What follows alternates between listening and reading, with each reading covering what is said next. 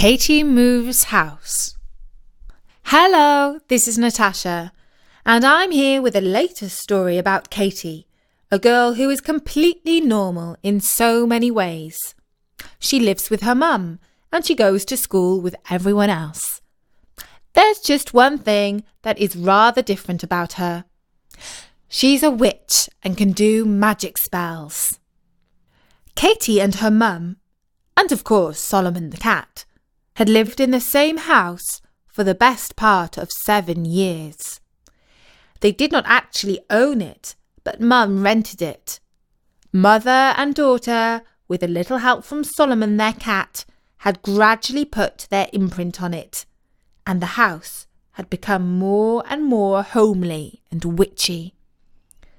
The street it was on had a magical energy anyway, because an ancient witch's stream ran beneath it. If you went divining with 2 sticks in the back garden, the rods would tremble because of all the magical force beneath the lawn.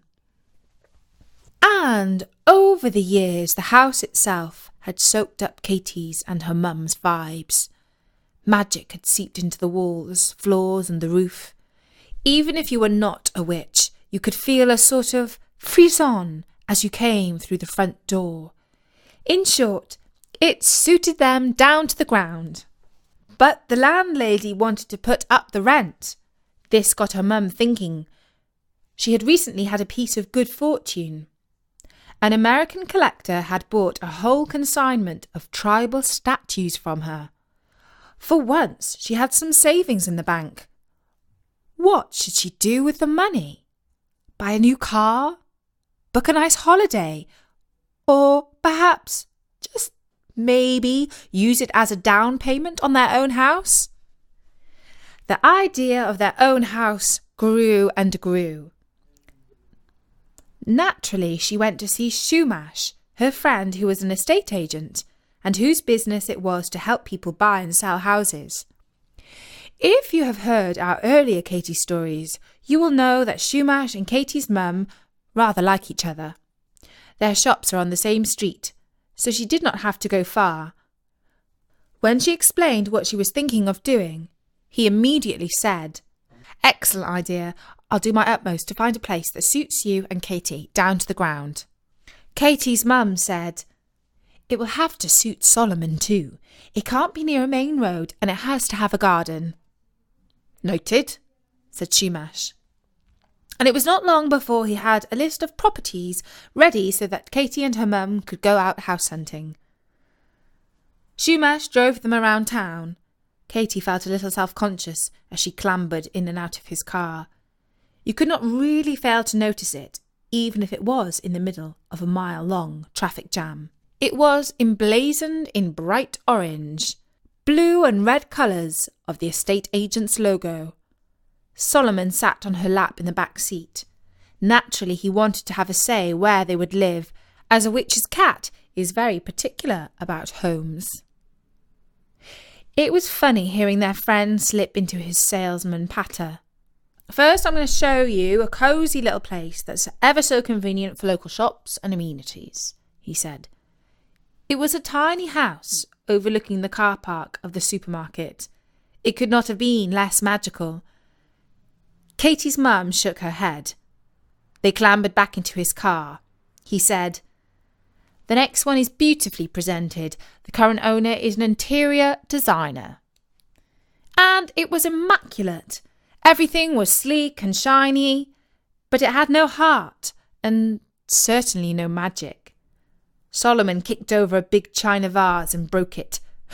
Katie's mum hastily did a sticky spell to mend it, but she pretended not to notice the cat hairs that he left on the leather zigzag patterned sofa. Somehow she thought the place benefited from a tiny bit of untidiness. A little embarrassed, Shumash said, "This next one is what we estate agents call a period property with original features that would benefit from some modernisation." Translated into English, that meant that it was semi-derelict and the loo was at the end of the garden. "But there is huge potential if you develop it," he went on. And Katie said, Yes, Mum, I could see this place looking really homely if we did some work on it. But her mum did not look convinced. She sighed and said, I really don't want to have to deal with builders. She thought of all the dust and expense and the endless cups of tea. No, she didn't want that.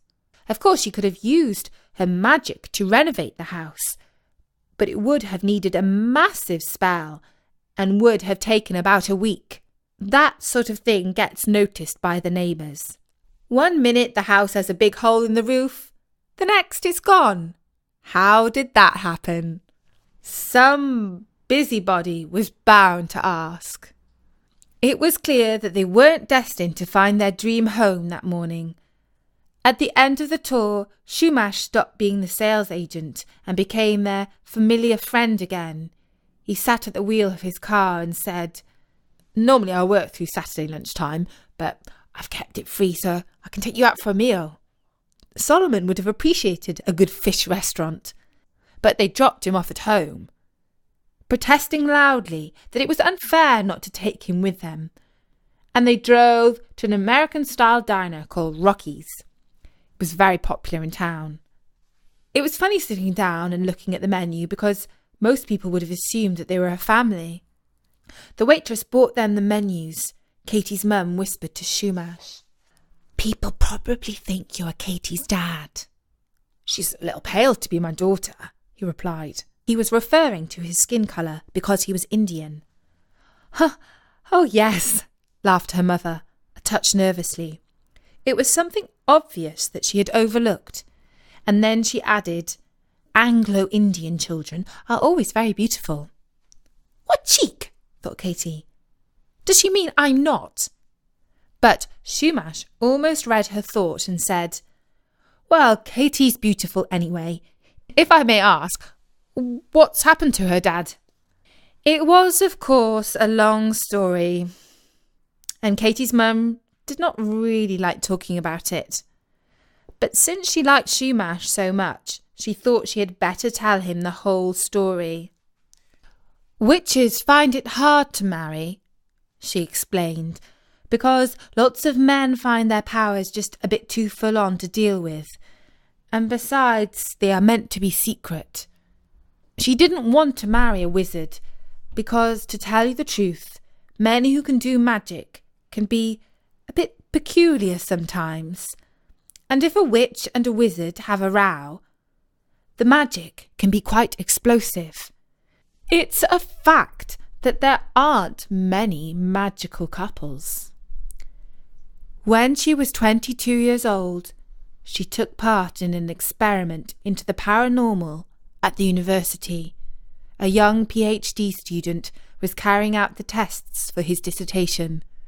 They spent the day together, and he hooked up his equipment in the lab and measured all sorts of magical forces radiating out of her. At the end, he asked her out, and things went from there. Now he is a professor and a leading expert on extrasensory perception and paranormal phenomena. The field is very controversial, and he gets loads of publicity. He's often on the TV. Sounds like a perfect match. Why didn't it work out? Asked Shumash when he heard the story. Well, said Mum, I just felt like Katie and I were subjects in a continuous experiment. He never stopped studying us. We couldn't relax. I see, said Shumash. Does Katie stay with him sometimes? This was a sore point with Katie. She knew that her face showed how she felt. She looked very grumpy. She hadn't visited her dad for 3 years. Perhaps he didn't try hard enough to see her, but she knew her mum made it difficult for him. He's too inconsistent, said her mum. He can't agree to a schedule because he's always travelling, going around the world pontificating about magic at conferences. Everything he knows comes from us. We made him. If Katie goes to see him, he'll just fix her up to a machine in his lab and measure her magical development. I don't want that. No, he won't, said Katie. And in any case, I wouldn't mind. And besides, he wants to take me to a football match. You don't like football, said Katie's mum. No, but I'd like to go with Dad if that's his thing. Well, that's the first time I've heard that, replied her mum. Shumash had never heard Katie and her mum argue like this. In fact, it was very rare because normally they got on so well. Well, if I may say so, said Shumash, I think it's very important for children to see both parents. When Shumash spoke, Katie's mum listened. Katie could see the effect he had on her. Until then, she had not been quite sure if he was a positive factor in their lives or a slight nuisance and a competitor for her mum's love and time. Now she was sure he was an entirely good thing. As a result of this conversation, Katie went to see her dad the following weekend. He was working on Saturday morning, so Mum dropped her off at the university. Don't let him experiment on you, she warned as Katie got out of the car. But Katie thought, I'll do what I want. She found him in the lab at the Department of Paranormal. A couple of extra keen students had come in to do some work. When Katie entered the door, their instruments went off the scale. They looked up in awe to see who had caused a mini magical storm. This is my daughter, said their tutor proudly. His reputation as the university's most extraordinary professor rose another notch or two. Katie let her dad take a quick measurement of her main magical power indicators. They had all shot up considerably over the previous 3 years. And then they went to the football match to watch his beloved QPR lose 3-0. It was funny seeing her father take leave of his quiet academic demeanour and shout, "Come on, you R's!" at the top of his voice, and bellow instructions to the midfield players, as if he was the manager. At half-time he asked almost pleadingly, "Can you just help them a bit, Katie?" "Really, Dad, you know that wouldn't be sporting," she replied. And then he thought and said, "I wonder if Man United have some magical assistants. It would be interesting to set up some instruments at a match and see."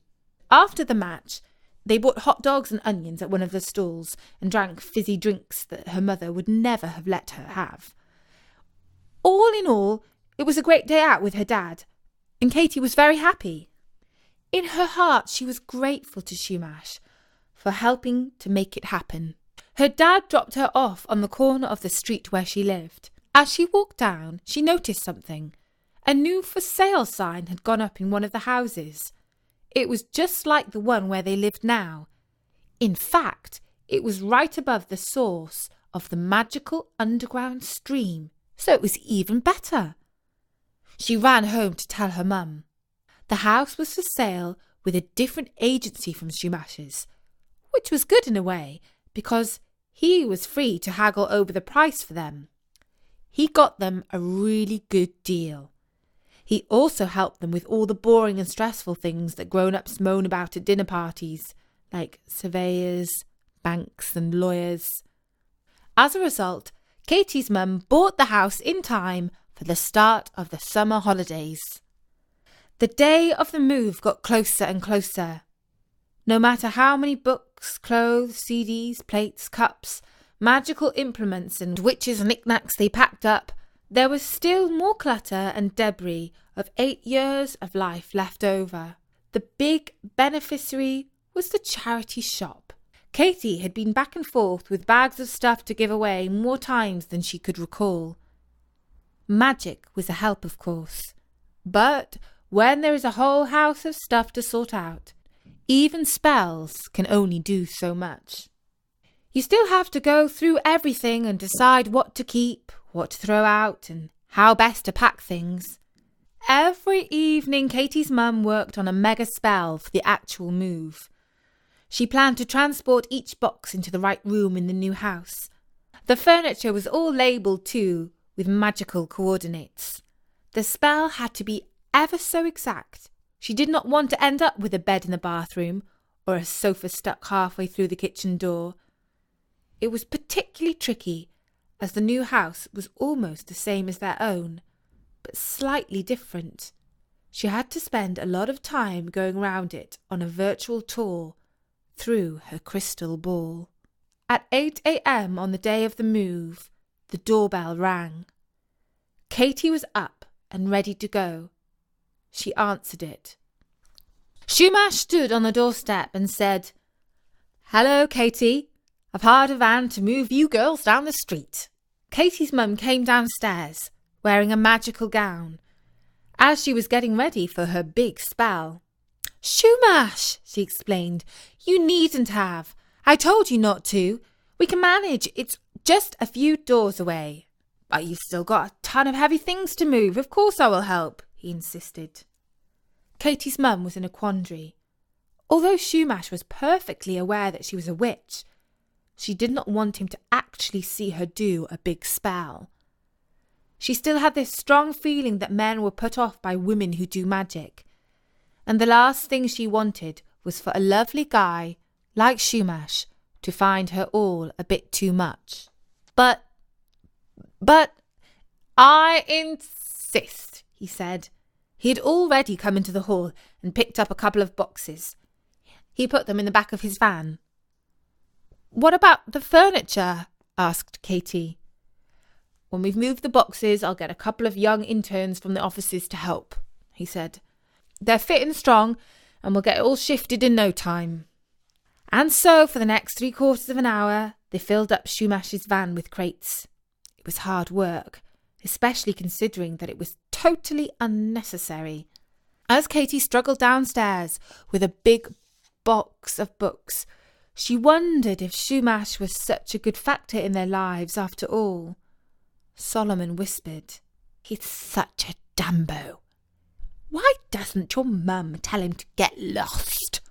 "He means well," gasped Katie. "Good intentions," said Solomon, licking his paw, "are not good enough. I expect results." And with that, he sprang into the garden. Shumash drove the 300 yards down the street to the new house. He had picked up the key from the rival agency. He gave it to Katie's mum. She put it in the lock and opened the front door. It was strange stepping into their new home. It was so like the old one, only different. The previous owners had lived in it for years without doing a thing to it, and then, when they had decided to move, they had quickly done it up to make a good sale. It smelt of fresh paint and a new carpet. Everything was gleaming white, clean, bland, and a bit cheap. The morning sun filled the empty rooms. For a start, Katie's mum wanted to repaint everything in warmer, more magical colours. Fortunately, that was a simple piece of magic. She could have done the decorating spell there and then, if Shumash had not been with them. Katie followed her into the kitchen. It was clinical, like a dentist's office. This was the room that would have to change the most, because it was where they would prepare their spells. A lot of magic is like cooking, you see, only more complicated. The right atmosphere in the room makes the spell richer. Katie whispered to her mum, "This is totally frustrating and silly. Can't you just explain to him that you can get this move done in a trice?" Her mum wanted to sit down, but there wasn't a chair. She wiped her forehead. "I suppose I'll just have to," she said. Her eyes looked anxious. "Go on, do," said Katie. "Let's put it this way. If he doesn't accept magic as a fact of our lives, then he's not right for you." "All right," said her mum, somewhat grimly. She knew that Katie's words were right, but she didn't want to test Shumash too much just yet. She went out to see him. He was just putting a box down in the living room. It had a magical code written on it that showed to a witch that it was meant for the master bedroom. Katie heard her say, "Shumash, there's something I should tell you." And then she shut the door. 10 minutes later, they all walked back to the old house. Katie's mum went on her own into the kitchen. Shumash and Katie stood outside in the back garden. When Katie's mum called them back inside, everything was gone. All the tables, chairs, plates, boxes full of stuff. Even the tiles on the wall with magic symbols had disappeared. "This is amazing," said Shumash. "It's like a fantasy. I can't quite believe my own eyes." Katie's mum looked at him anxiously. She feared he might just freak out completely. But he didn't. He just needed a little time to adjust his idea of what was possible and impossible in the world. They went back to the new place, and every room now had furniture and boxes in it. Shumash kept on touching things to see if they were real. "You don't mind, do you?" said Katie's mum nervously. "Mind about what?" asked Shumash. "Mind about my magic?" "Of course not," he said. "Not any more. My family's a bit against that sort of thing, but I think you are the most amazing woman I've ever met." And then he hugged and kissed her. Katie looked on. A voice in her head said, "I always thought it would be a totally yucky thing to see my mum kiss someone. But Shumash is such a nice man, and I'm really happy for her."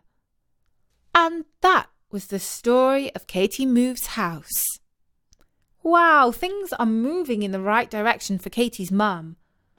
I'm really happy for her and glad that Katie's seen her dad too. And Bertie would like to send a big thank you to everyone who has left comments with suggestions for Katie's stories. He's really sorry he can't take up all your suggestions, but they are really helpful and inspiring. We love the fact that you want to get involved. Please don't get cross if he doesn't reply right away. He's often on the move. He's got so much to do now he's a prince again. In this case, fans suggested a story involving Katie's dad. By coincidence, Bertie was already mulling over the idea, so it goes to show that great minds think alike. And if you are listening around the time we are publishing this story, at the start of summer 2014, you might like to hear some of our plans for storynori.com.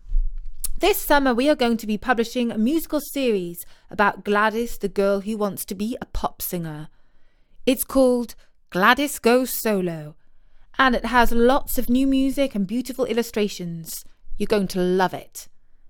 And reading through the comments, we realise that what a lot of our listeners really want are more Bertie and Katie stories. Bertie's going to be writing hard over the summer so that we can build up a good stock of them for the autumn when people get back from their holidays. And for those of you who live down under, we hope you don't mind that we run on the seasons up here in Europe and America. Thank you so much to everyone all over the world who listens to storynori.com. We are also available in iTunes in the Kids and Family Podcast section. For now, from me, Natasha, bye-bye!